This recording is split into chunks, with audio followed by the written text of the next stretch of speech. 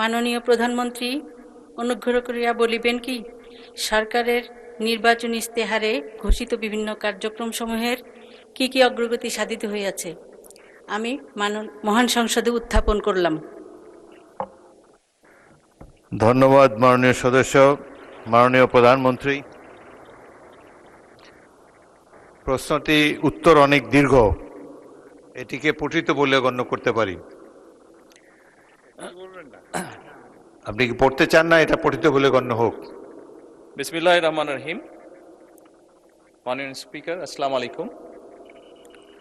প্রথমে আমি আল্লাহ রাব্বুল আলামিনের শুকরিয়া আদায় করছি আজকের এই পবিত্র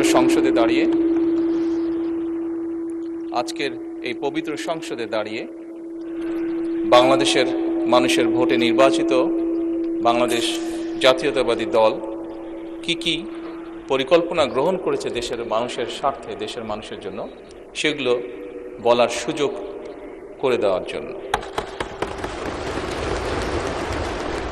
একই সাথে আমি আন্তরিকভাবে ধন্যবাদ জানাতে চাই ঢাকা 17 আসনের যে সকল ভোটারবৃন্দ আমাকে নির্বাচিত করে এই আসনে প্রতিনিধিত্ব করার জন্য জাতীয় সংসদে পাঠিয়েছেন। একই সাথে যারা ভোট দেননি, আমি মনে করি আমার পবিত্র দায়িত্ব বাংলাদেশের নাগরিক হিসেবে তাদেরকেও প্রতিনিধিত্ব করা, তাদেরকেও দেখভাল করা। মাননীয় স্পিকার, সরকারের নির্বাচনী ইশতেহারে ঘোষিত কার্যক্রমসমূহ বাস্তবায়নের জন্য সকল মন্ত্রণালয় বিভাগ আগামী 180 দিন, আগামী অর্থ বছর এবং আগামী 5 বছরের কর্মপরিকল্পনা প্রণয়নের জন্য এরই ভিতরে বিভিন্ন প্রকার উদ্যোগ গ্রহণ করেছে। ইতিমধ্যে নির্বাচনী ইশতেহারে ঘোষিত কিছু গুরুত্বপূর্ণ কার্যক্রম বাস্তবায়নের লক্ষ্যে উল্লেখযোগ্যভাবে অগ্রগতিও হয়েছে।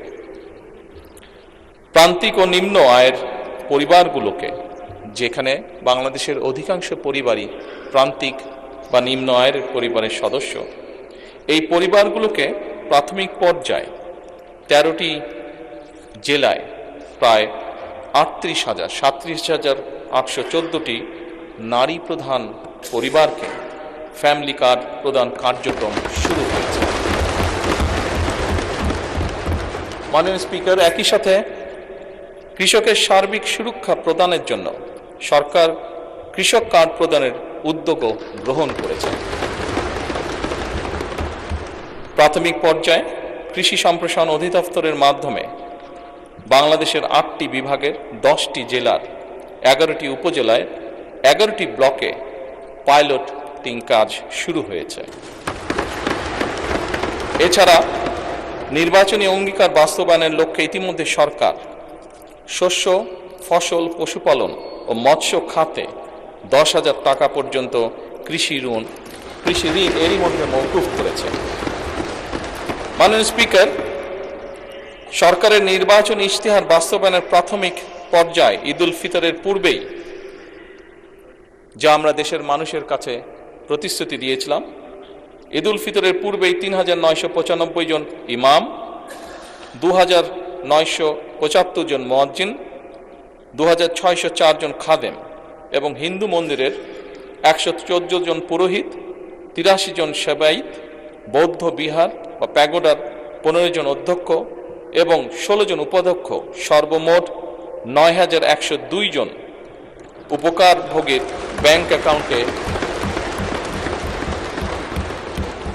নির্বাচনী প্রতিশ্রুতি অনুযায়ী সম্মানী পৌঁছে দেওয়া হয়েছে। মাননীয় স্পিকার, ই হেলথ কার্ড প্রদান বিষয়ে পাইলটিং কার্যক্রমের আওতায় খুলনা জেলায় ই হেলথ কার্ড প্রদানের জন্য একটি প্রকল্প অনুমোদন প্রক্রিয়াধীন রয়েছে। সরকারের নির্বাচনী ইশতেহার অনুযায়ী আগামী 5 বছরে ইনশাআল্লাহ 20,000 কিলোমিটার খাল খনন পুনর্খনন কর্মসূচি গত 16 মার্চ 2026 হতে বাস্তবায়ন শুরু হয়ে গিয়েছে। এর মধ্যে জুন 2026 পর্যন্ত পানি সম্পদ মন্ত্রণালয় স্থানীয় সরকার বিভাগ ও কৃষি মন্ত্রণালয় 1204 কিলোমিটার খাল খনন পুনর্খনন করবে ইনশাআল্লাহ।